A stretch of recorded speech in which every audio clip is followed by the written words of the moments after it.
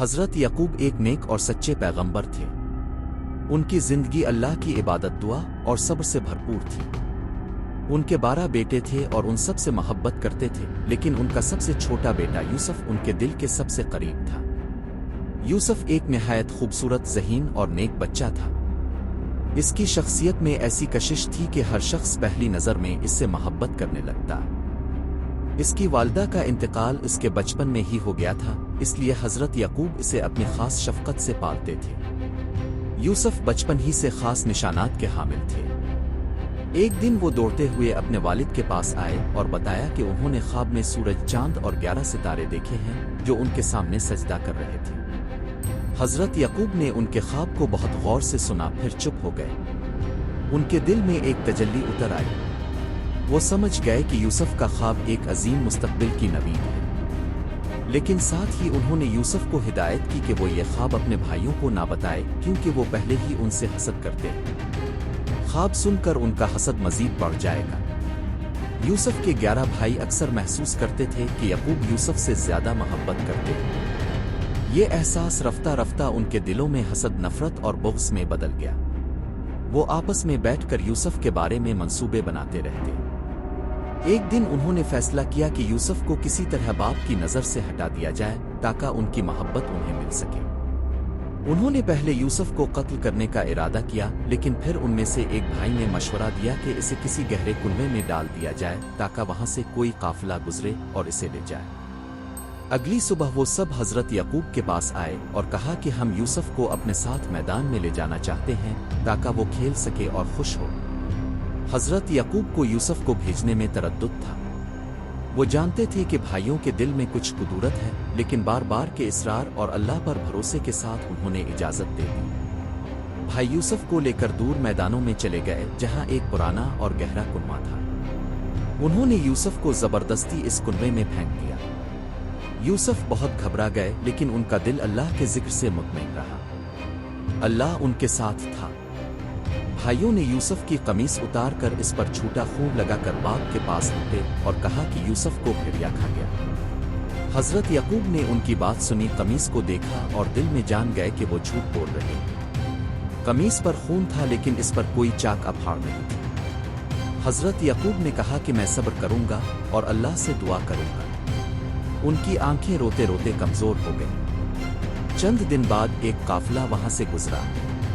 انہوں نے پانی نکالنے کے لیے کنویں میں ڈول ڈالا تو یوسف اس کے ساتھ اوپر آ گئے۔ قافلے والے حیران رہ گئے کہ ایسا حسین بچہ کنویں میں کیسے آیا۔ انہوں نے یوسف کو اپنے ساتھ مصر لے جانے کا فیصلہ کیا اور وہاں بازار میں غلاموں کے ساتھ بیچ دیا۔ مصر کے بادشاہ کے وزیر خزانہ، جسے عزیز مصر کہا جاتا تھا، نے یوسف کو خریدا۔ اس نے کہا کہ اسے اپنے گھر لے چلو، یہ بچہ بہت قیمتی ہے، ہم اسے اپنا بیٹا بنا لیں گے۔ یوسف وزیر کے گھر میں عزت و احترام سے رہنے لگے۔ ان کی خوبصورتی، سچائی، ذہانت اور شائستگی سے گھر کا ہر فرد متاثر تھا۔ عزیز مصر کی بیوی کا نام زلیخا تھا۔ وہ یوسف کی شخصیت سے بے حد متاثر ہو گئی۔ اس نے کئی بار یوسف کو بہکانے کی کوشش کی، لیکن یوسف ہر بار اللہ کا خوف دل میں رکھ کر انکار کرتے۔ وہ بار بار اللہ سے دعا کرتے کہ انہیں کسی فتنہ میں نہ ڈالے۔ ایک دن زلیخا نے یوسف کو کمرے میں بلایا، دروازے بند کر دیے اور ان سے بدنیتی کا اظہار کیا۔ یوسف دروازے کی طرف دوڑے تاکہ نکل جائیں۔ زلیخا نے ان کا دامن پکڑا اور دامن پیچھے سے پھٹ گیا۔ اسی وقت عزیز مصر کمرے میں داخل ہوا۔ زلیخا نے فوراً یوسف پر الزام لگایا کہ یہ مجھے غلط نیت سے پکڑنا چاہتے تھے۔ یوسف نے کہا کہ وہ جھوٹ بول رہی ہے۔ گھر کے ایک فرد نے کہا کہ اگر قمیص آگے سے پھٹی ہو تو عورت سچی ہے، اور اگر پیچھے سے پھٹی ہو تو یوسف سچے ہیں۔ قمیص پیچھے سے پھٹی تھی، جس سے سچ ظاہر ہو گیا۔ عزیز مصر نے معاملے کو دبا دیا، لیکن شہر بھر میں بات پھیل گئی کہ وزیر کی بیوی ایک غلام پر عاشق ہو گئی ہے۔ زلیخا نے عورتوں کو بلایا اور یوسف کو ان کے سامنے کھڑا کیا۔ ان سب نے یوسف کو دیکھ کر اپنے ہاتھ کاٹ لیے اور حیرت سے کہنے لگے کہ یہ انسان نہیں بلکہ کوئی فرشتہ ہے۔ زلیخا نے کہا، یہ وہی ہے جس پر میں فرشتہ ہوں۔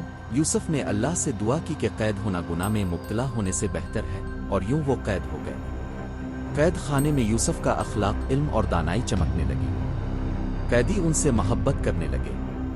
वहां 2 कैदियों ने ख्वाब देखे। एक ने खुद को शराब निचोड़ती हुए देखा, दूसरे ने सर पर रोटी देखी जिसे परिंदे खा रहे थे। यूसुफ ने कहा, पहला कैदी रहा होगा और बादशाह को शराब पिलाएगा, दूसरा सूली पर चढ़ाया जाएगा। बाद में ऐसा ही हुआ। यूसुफ ने पहले कैदी से कहा, जब रहा होकर बादशाह के पास जाओ तो मेरा जिक्र करना, लेकिन वो भूल गया। कई साल बाद बादशाह ने ख्वाब देखा, 7 मोटी गायें जिन्हें 7 दुबली गायें खा रही हैं, और 7 हरे खूश है और 7 खुश्क खूश है। कोई इसकी ताबीर ना दे सका। तब वही कैदी याद आया कि जेल में एक शख्स ख्वाब की ताबीर देता था। यूसुफ को बादशाह के पास लाया गया। उन्होंने ख्वाब की ताबीर दी कि 7 साल खुशहाली के होंगे, फिर 7 साल कहत होगा। यूसुफ ने हल भी बताया कि खुशहाली के सालों में अनाज ज़ख़ीरा किया जाए। बादशाह ने उनकी अक्लमंदी से मुतासिर होकर उन्हें मिस्र का खजांची मुकर्रर कर दिया। यूसुफ ने कहत के दिनों में बेहतरीन तदबीर से काम लिया। दूर दराज से लोग अनाज लेने आते। उन्हीं दिनों हजरत याकूब के बेटे भी अनाज लेने मिस्र आए।